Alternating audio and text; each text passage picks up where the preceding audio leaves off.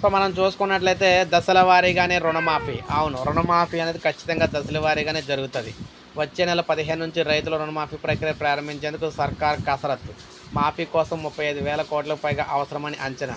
ఈ సీజన్ రైతు భరోసాకు 1000, 10,500 కోట్లు. రైతు బీమా, పంటల బీమాకు మరో 4,000 కోట్లు. 2 నెలల్లో 50,000 కోట్ల మేర నిధులు కావాలి.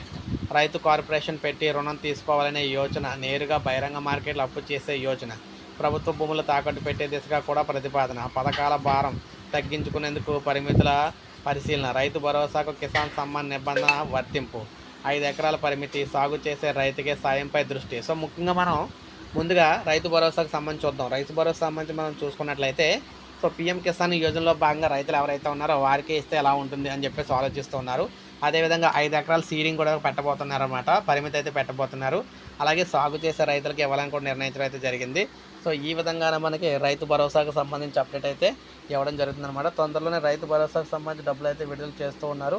అందులో కూడా మనం చూసుకున్నట్లయితే ఈ రైతు భరోసాకు సంబంధించి అది కూడా పీఎం కిసాన్లో ఎవరైతే నమోదై ఉన్నారో వారికి ఇవ్వాలని చెప్పేసి ఆలోచన అయితే చేస్తున్నారన్నమాట. ఇది చాలా దారుణం అనమాట అది. సో ప్రతి ఒక్కరు ఒక లైక్ చేయండి, అందరికీ తెలుస్తుంది. సబ్స్క్రైబ్ చేసుకోవద్దు, మన ఛానల్ సబ్స్క్రైబ్ చేసుకుని